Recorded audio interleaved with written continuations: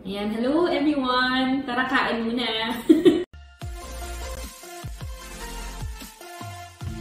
For the meantime, sasagot po tayo ng mga questions galing ulit sa ating mga BHWs and friends. Ito mga personal questions yata ang mga nandito. So, ayan, tingnan natin. Una, ano ang unang tinitingnan mo sa taong first time mong ma-meet? Ngayon, mata. Kasi hindi mo makikita dahil nakamask. So, usually nakikita ko talaga yung pilikmata or yung kilay sa babae. Sa babae, yung kilay talaga. Kasi para yung mga BHW natin, pag nakamask talaga, ang maganda po ng kilay. Siyempre, sa mga lalaki yung mata. Ayan. Kasi yan, hindi natin nakikita yung smile niya. Ito, next. Mga bagay na kinaiinisan mo sa sarili mo na hindi mo maalis-alis. Yung... ano ba? Yung katamaran mag-exercise. Pag nag-exercise ako, sunod-sunod.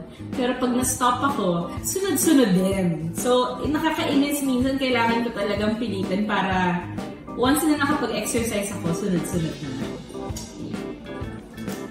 Next, 3 websites na una mong binubuksan kapag nagbukas ka ng browser mo. Email, Instagram, hindi naman Viber, hindi naman hindi website. Ano pa mga websites natin? YouTube. Ayan. Kasi ang sister ko po ay vlogger. Please subscribe, Claudine ko. Diba? Nag-ano pa? Mga pagkain na nakakapagpatakam sa'yo at mga pagkain na ayaw mong kinakain. Yung nakakapagpatakam, Japanese food. Specifically, salmon sashimi. At saka, chicken sandwich. Favorite ko po talaga yun. Kung sa sabaw naman, tinola po ang gusto ko. Ayan. And then, ano kong kinakain? Ako parang wala naman. Lahat po kinakain ko. Ito na nga. Ito, next. Naku! Lights on or lights off? Depende po, pag nagtatrabaho ba? Lights on. Parang nakikita ko yung ginagawa ko. Huwag yung mga tinatanong ng mga ganyang questions. Naniniwala ka ba sa multo? Nako, sa mga hindi nakakaalam. Minsan, nung medyo bata-bata pa ako, minsan may nakikita ako. Mga lumulutang na kung ano-ano, ganyan. So, oo. Siguro hindi naman... Nakakakita ko eh. So, kung maniniwala, I guess. Kasi hindi nakikita ng mga kasamahan ko. Minsan ako lang nakakakita.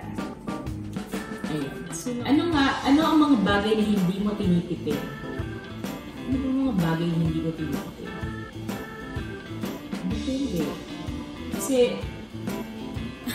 hindi ko alam. Pagkain. Mga bagay na hindi ko tinitipid. Ayan. Pagmamahal. Sarap. Ayan. Baka naman. Mga lugar na ayaw mong pinupuntahan. Ayaw? Wala naman masyado. Mahilig akong mag-ikot-ikot. Parang wala akong naisip na ayaw kong puntahan. Marami yung gusto kong puntahan. Gusto ko talaga mag-ikot-ikot. Pero, ako talaga, city person ako.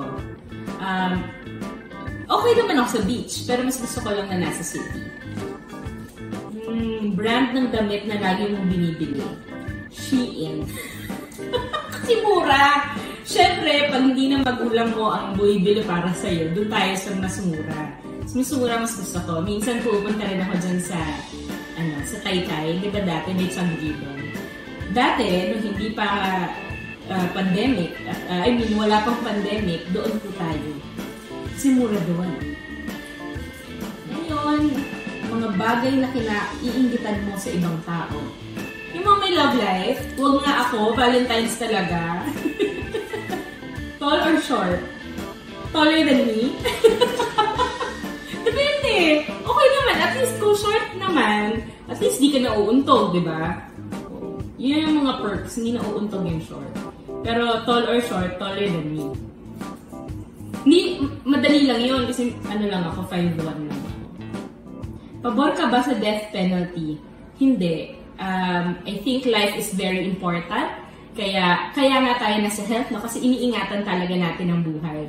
So, kaya ingatan natin, isang way para maingatan ang buhay ay ingatan ang kalusugan. So, hindi po ako pabor sa death penalty. That's all. Ubus na. Kain na tayo.